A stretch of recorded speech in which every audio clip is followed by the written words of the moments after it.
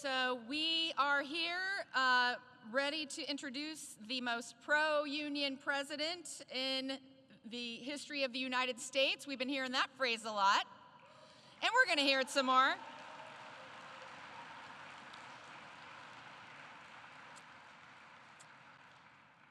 But before our next speaker comes out, I want to talk to you about what that really means. Day in, day out, we have a president who understands the issues and the vision of working people. And I know he's a busy man, and each day he gets a big briefing book that they hand to him when he gets on the plane, and he goes to his meetings and reads up on it. This president doesn't need a briefing memo to talk to the AFL-CIO and 57 unions that represent workers. What it means to be the most pro-union president in the history of the United States means having working people kept front and center in our nation's plans for recovery and for the future. It means having a union member as Secretary of Labor, a card-carrying union member.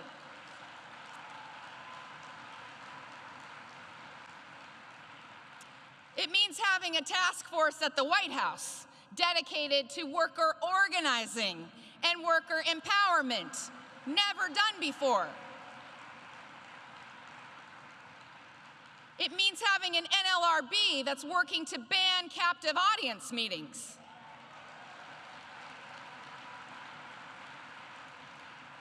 And it means having a champion in the Oval Office who knows that working people are the engine of our economy and the heartbeat of our communities and our country. And your work in getting out the vote in 2020 made all of that possible. And his commitment to our shared values made it a reality.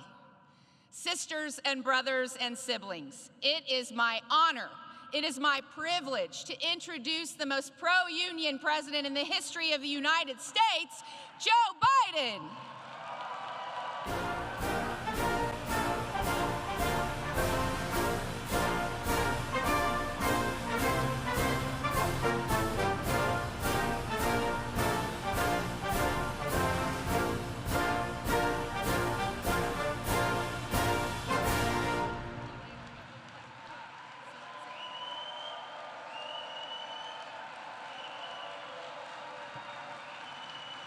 Hello, AFL-CIO. You ain't labor, you're union. It makes a difference.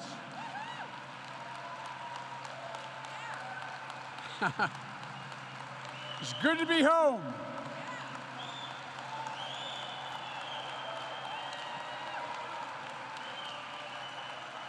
As they say in Claymont, y'all brung me to the dance. Thank you.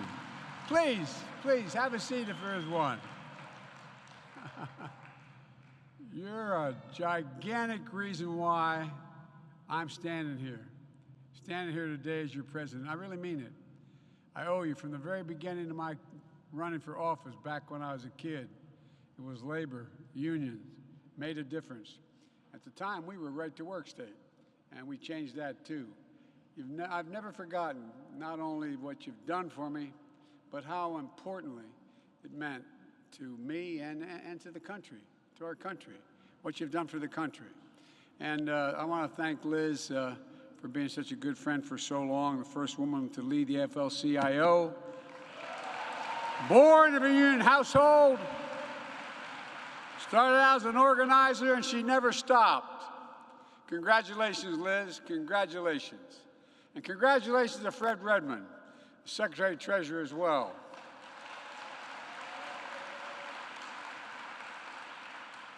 I hope your daughter-in-law knows she's married into a union family. Anyway, look, I know this is bittersweet for all of us. This is the first convention without Rich Trumka. Rich was not only a legendary labor leader, he literally was a close friend to me and to so many of you, a true friend. Particularly there when things weren't going well, he was always there.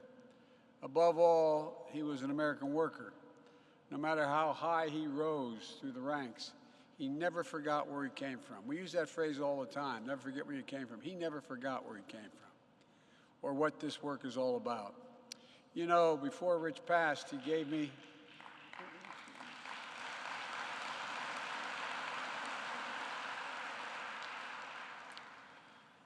the highest compliment that I've ever gotten in my life, and I mean it sincerely. He called me, what your president just did, the most pro-union president in history. I promised you I would be, and I commit to you as long as I have this job, I will remain that.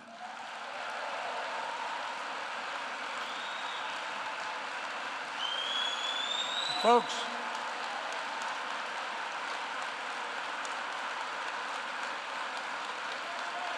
thank you.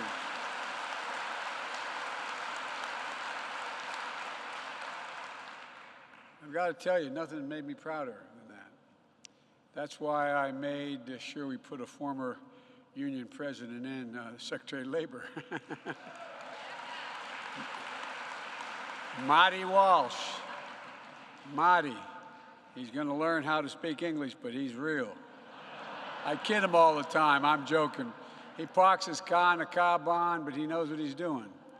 Marty was here yesterday, and he's doing a hell of a job, but he fights like hell for us all.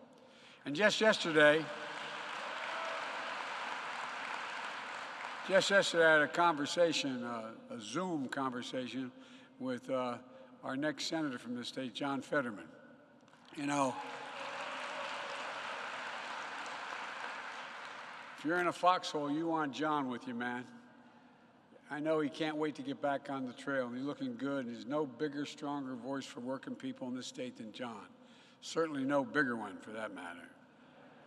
Look, we're also joined here today by three great members of Congress who flew up with me on Air Force One. Brendan Boyle, who was labor. Donald Norcross, who's labor, and Mary Kay Scanlon as well. All, by the way, they've all been there when the votes were tough. When the votes were tough to stay with you, they were there. And they're great champions of unions. And Stacey Abrams is here as well. By the way, I'm going to ask you all a favor. Help her in Georgia. Help Stacey Abrams in Georgia. There's three things I learned about early on. One, she's loyal. Two, she's capable. And three, she's smarter than you, me. She knows what she's doing. So, folks, please help her out.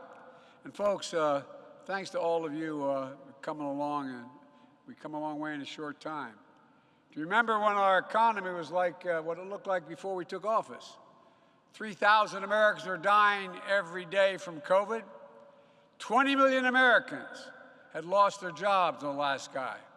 In fact, so many Americans lost their jobs that my predecessor became just the second president in history to leave office with fewer jobs in America than when he took office. But you stepped up. The other one, by the way, was Herbert Hoover. And just remember those long lines of cars stretching miles back waiting for just a box of food to be put back in their trunk? It wasn't just poor folk. It was working class folks, middle class folks. A lot of pretty nice cars in those lines. And while it was going on, America created more billionaires during that crisis in 2020 than any year in history. Talk about a contrast. Ordinary people waiting in line for an hour for a box of food. And the policies in the past created more billionaires than ever in American history. Folks, it's hard to believe, but it's true. That's what we inherited. And then, with your help, we went to work with an economic vision that looks out from Scranton, Pennsylvania, hardworking towns like it all across America, not down from Wall Street. Wall Street didn't build this country. The middle class built this country, and unions built the middle class. I'm not joking. Without unions, there'd be no middle class. That's a fact. And by the way, there's a reason. You're the best trained workers in the world. That's not hyperbole. When you do well, everybody does well. You know, if investment bankers in America, they're all bad guys. They're not bad, but I guess what? If they went on strike, not a whole hell of a lot would happen. But guess what? Guess what? I tell this to my buddy, if the IBEW went on strike, everything shuts down. All of you, go down the road. I'm serious. No, you guys don't understand. I don't think you appreciate how critically important you are. I'm not trying to be nice to you. It's just a fact. Folks, we need an economy built from the middle out and the bottom up, not the top down. Because I know when the middle class does well, everybody is. The wealthy do very well. They're never hurt.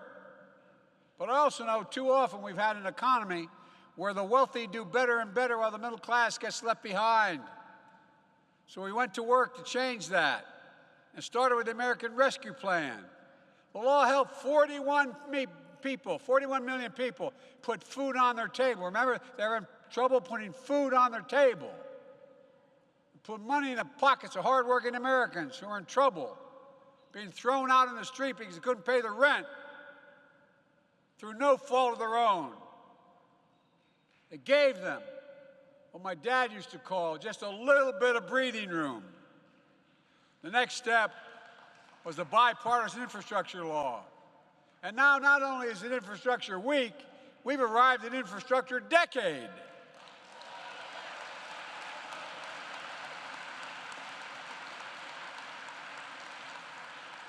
People are going to see a lot of it. We've got to remind them where it's coming from. We announced nearly $3 billion this year to improve more than 3,000 airports across 50 states this year. This year.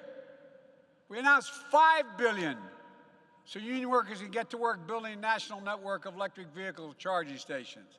We announced the largest investment in public transit in American history, more than the entire Amtrak system when it started. $20.5 billion.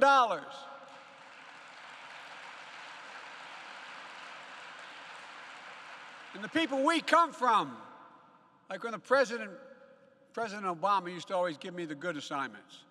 Well, I remember one day walked in, not a joke, and said, "Joe, fix Detroit." I said, "Okay, no problem." No, you think I'm kidding? You think I'm kidding? What I didn't realize, I thought I knew a lot about the cities. When I went to Detroit, the vast majority of the people living in the city, their jobs are out of town because they're not doing manufacturing in towns anymore, out of town. So we got a rail system for them. We got a freight system. We got a bus system. It changed it. It's growing. It's going to create more good jobs using products that are made in America. And folks, it's also going to reduce pollution while it's making it safer and safer for folks to go to work and get to work every day. What all this means for all of you is a simple proposition. And I remember us having this discussion, old buddy. When I think global warming, I think jobs. Jobs, jobs, jobs. Good paying union jobs. Jobs you can raise a family on. Jobs you can't be outsourced.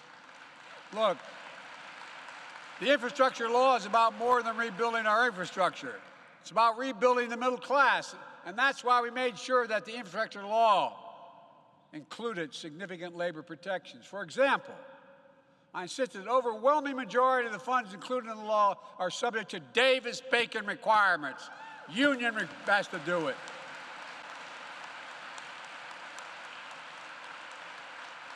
And it's not just because I want to help unions. It's simple. They're the best in the world. If we're going to build infrastructure, we should have, what I always find we don't talk enough about, and I'm not going to take the time today. But you know what? You don't just decide you want to be a pipe fitter or an electrician or whatever else you want to pick. It takes you 4 or 5 years. Hard work. It's like going to college. Fortunately, you can get these union paid, you can get paid to do some of it. But my point is, people don't realize, and I see every place I go, and you've heard me do it at Chambers of Commerce, the best trained workers in the world. So folks rebuilding our country will earn a prevailing wage. They should. Another thing the law does, it's helped expand registered apprenticeships. Remember when the the business say, we'll take care of the apprenticeships, bless me, Father, for I have sinned. Come on, man. Come on. Union partnerships that allow workers to earn while they learn. That matters. Because laying a strong foundation for the future of this country is about more than having strong roads and bridges. It's about making sure that here in America, folks who work hard can live their lives with dignity and respect. That's why I continue to call on Congress to finally pass the PRO Act, which will make it easier for workers to organize.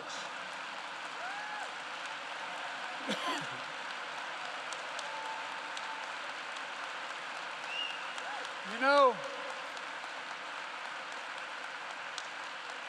when Franklin Roosevelt passed the NLRB, it didn't say you can't have unions. It said we should encourage unions. That's what the NLRB says. It's a big difference. And look, I'm not just saying that to be pro-union. I'm saying it because I'm pro-American. Folks,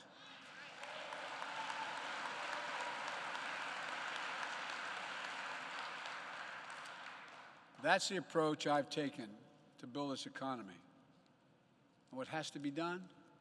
Well, we brought down COVID deaths by 90%.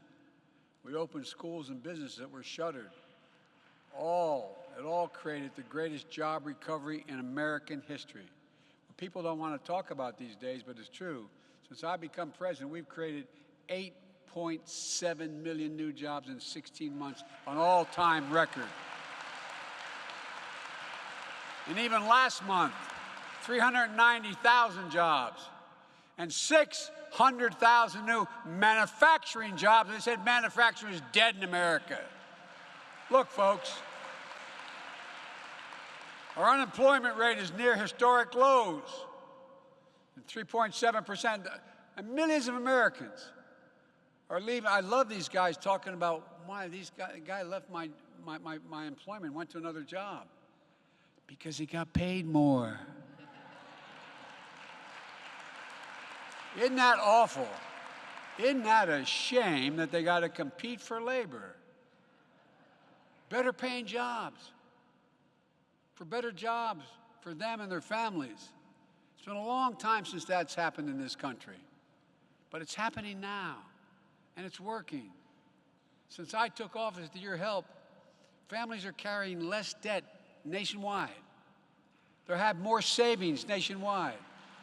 More Americans applied for new small businesses last year than ever before in American history.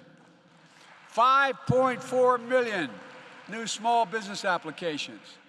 Jobs and companies are coming home again. We're making Buy American a reality, not just a slogan. I award no contracts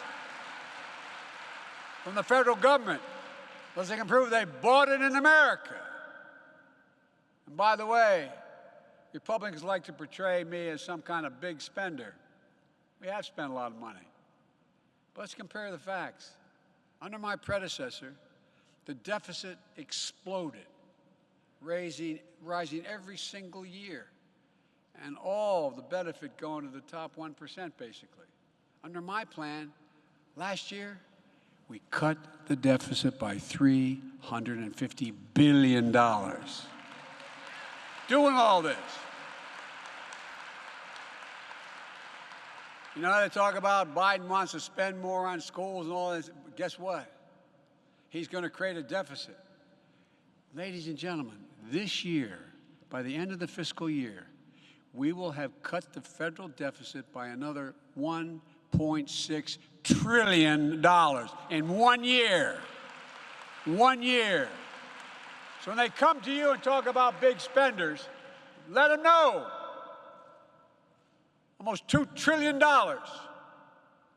in deficit reduction. I don't want to hear any more of these lies about reckless spending. We're changing people's lives. And because of the fact this year, We're delivering the biggest drop in deficit in the history of the United States of America.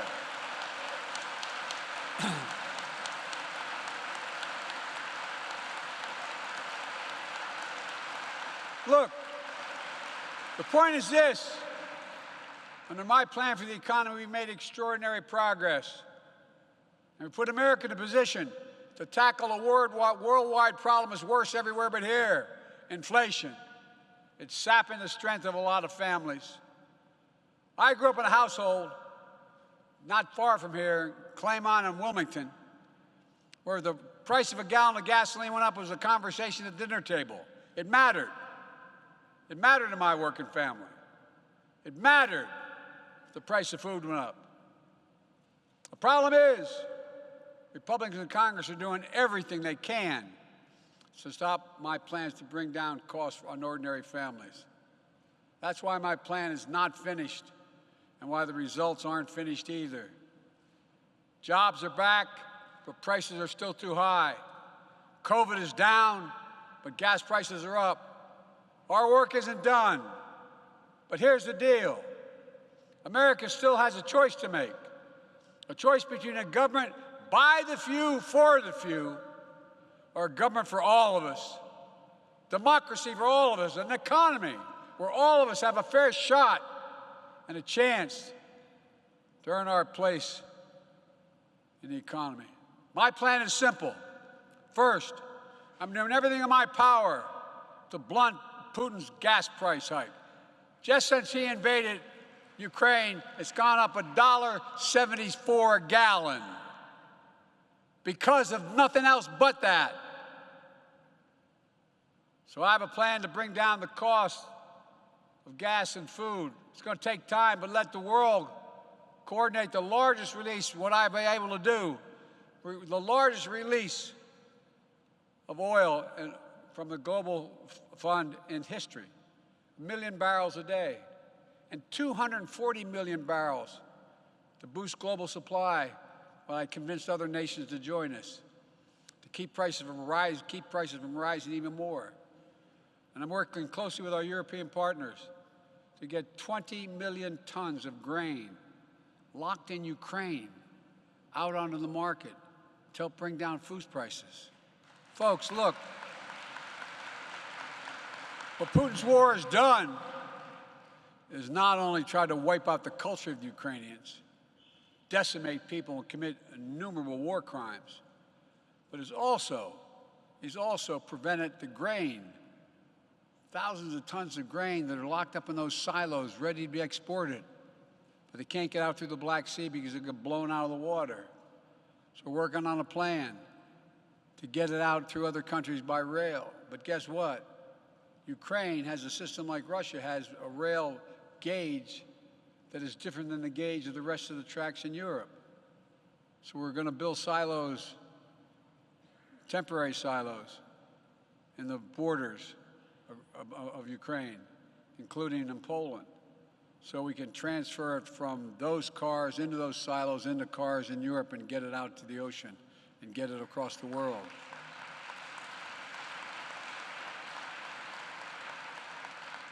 But it's taking time.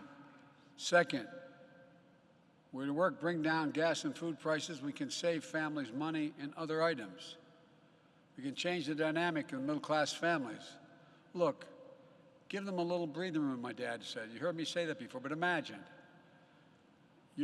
What most middle-class and working-class families do is they look at that monthly bill they have on everything.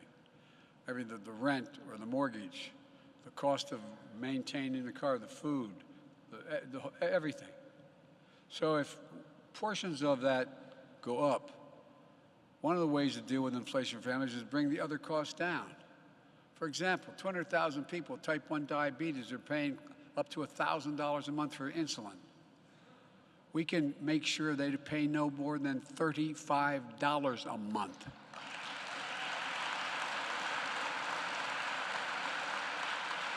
By that, and by the way, drug companies will still do very well. It'll cost them $10 to develop that insulin. So they're making 3.5 times their cost. My plan gives Medicare the power to negotiate with the pharmaceutical companies, just like the Veterans Administration does. bring down the average cost of prescription drugs is a gigantic way. It really does. It affects the total amount of money you got to write out of that checkbook. So gas is up and food is up, which we're going to get down come hell or high water. But there's other things we can do beyond getting the price of insulin down to $35 a month. Imagine the difference it could make. Imagine the difference it could make if, in fact, you had other things that I've been proposing. Just imagine if you're in a situation where you're going to able to be in a position where pay for preschool for kids that are 3 and 4 years old, increasing exponentially their possibility of going out no matter what kind of family they come from in terms of educational standing, to raise the standard for people.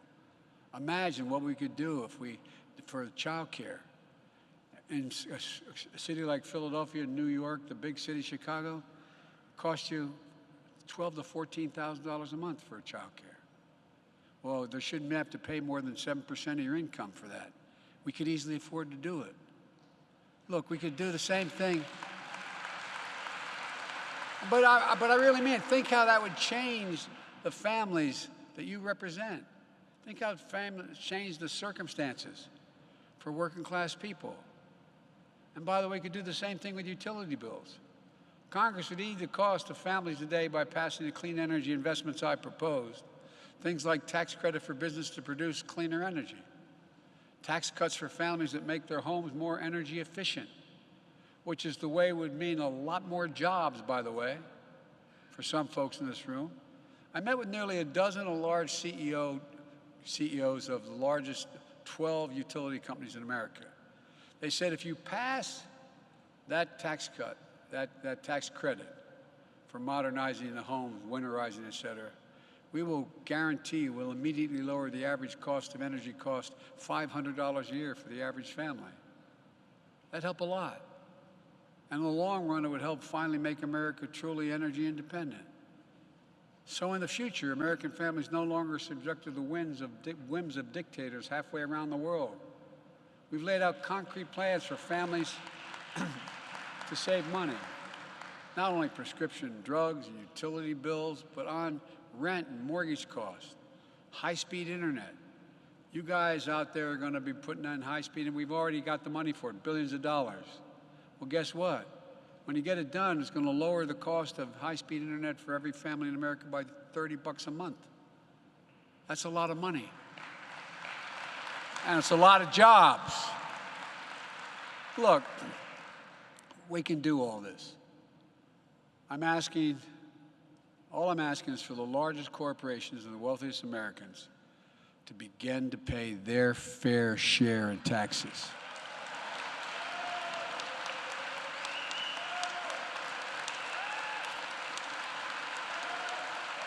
I'm deadly earnest.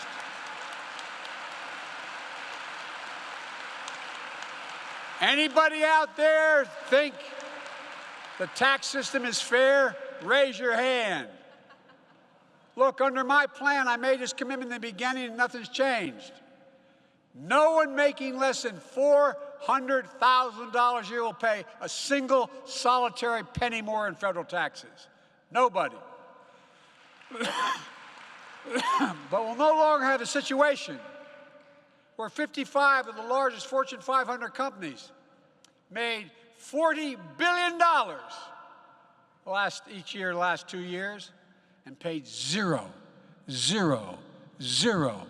federal income tax on that profit. $40 billion. In fact, no, it's a fact. I know it sounds like I give you my word, it's a fact. The fact is we've got about roughly 790 or so billionaires in America. You know what their average tax rate is for a billionaire? I'm serious now. This is dead earnest. You can check it out. 8%. The tax rate for all of you is significantly higher, 2 to 3 to 4 times higher. Tax rate.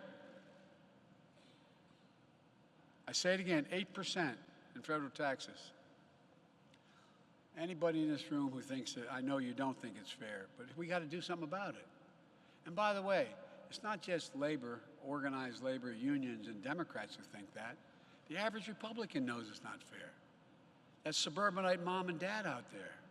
they look around and know it's not fair. I happen to believe that no billionaire should be paying a lower tax rate than a teacher, a firefighter, an electrician, or a cop.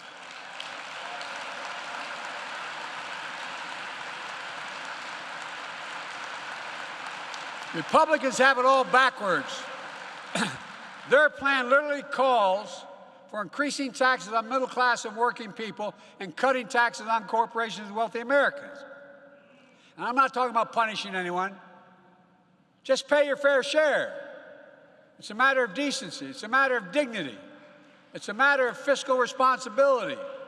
Look, I believe in bipartisanship, but I have no illusions about this Republican Party, the MAGA Party. I've been able to bring some Republicans along on parts of my plan. But the fact is, Republicans in Congress are still in the grip of the ultra-MAGA agenda. They still refuse to consider changing any part of the Trump tax cuts, which delivered massive windfalls to billionaires and others, and they weren't paid for. They still refuse to consider a minimum corporate tax of 15% minimum tax. They seem to think that the problem in America today is that working families aren't paying enough. Congressional Republican Senator Rick Scott of Florida, as my mother would say, God love him, he laid out a plan. I think you have it in your desks. I just took one page of that plan. Okay? This is published. It says just one of their ideas. All federal legislation sunsets in 5 years. If the law is worth keeping, Congress could pass it again. Now, guess what that is? Social Security. Not a joke. Social Security. Medicare. Medicaid. That's not a joke. Every 5 years will be put on the chopping block. Every 5 years. And if it's not reinstated by a vote in the Senate of a 60 or more, guess what? It automatically has got existence. That's what they're proposing. Unless the Congress affirmatively votes to bring them back into existence. Think about that. Social Security, you paid for your whole life. Medicare, Medicaid, not a joke. Really, ask yourself, how are you going to sleep at night knowing that every 5 years, Ted Cruz and the other ultra-MAGA Republicans are going to vote on whether you'll have Social Security, Medicare, or Medicaid? It's unlikely they'll be able to wipe it out. But any one of you doubt for a second they'll find ways to cut benefits and programs in order to keep anything going? That's what this is about. They've always wanted to cut Social Security. They've always wanted to cut Medicare. They've always wanted to cut Medicaid. But if you have to start from scratch, the gentleman from Wisconsin, Senator Ron Johnson, is back at it again, trying to dismantle the Affordable Care Act, including its protections for pre-existing conditions. 100 million people have pre-existing conditions. The only reason the insurance company has to cover it is because of that law. And they're never going to stop going after it. So now, with the plan of Senator Scott trying to walk back, but it's clear, the last thing they want to see is workers with power in this country. The bottom line is this. I truly believe we've made extraordinary progress by laying a new foundation for our economy, which becomes clear once global inflation begins to recede. There's so much at stake. But the truth is, I've never been more optimistic about America than I am today. I really mean it. I travel the world trying to put things back together. You know, Trump did not leave a very good situation. You think I'm kidding. No matter where I go in the world, whether it was the Inter-American Conference we just had for this hemisphere, or NATO, or dealing with the ASEAN countries, or the Far East, guess what? They look at me and I say, America's back. And they look at me and they say, for how long? This is America. We can do any damn thing we put our minds to. And guess what? We're not going back to the false promises of the trickle-down economics. We're going forward. We're going forward.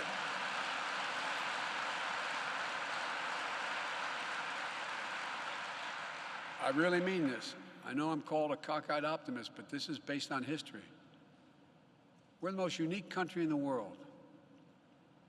We're organized on one notion. Every other country is organized based on ethnicity, religion, geography. But the United States is based on idea. Only country in the world based on an idea. Think about it. Look to your right, look to your left. See if everybody all shares the same backgrounds. We're so diverse. Why are we doing it? Because we said we hold these truths to be self-evident, that all men and women are created equal, endowed by their Creator with certain inalienable rights, life, liberty. We've never met the goal, but we've never, other than the Trump administration, tried to walk away from that goal. And it gets better every time we push. And unions are going to play a critical role in that future. America's always counted on union workers. Giving us half a chance. You have never, ever, ever, ever let the country down. We're counting on you again to build this country for all of us. Help build an economy that works for working people. And I promise you, I'm going to keep fighting for you. Are you prepared to fight with me? Well, let's build it together. Let's continue to give working families a fighting chance. Face our challenges head on. And let's keep building a better America, because we can do it. God bless you all, and may God protect our troops.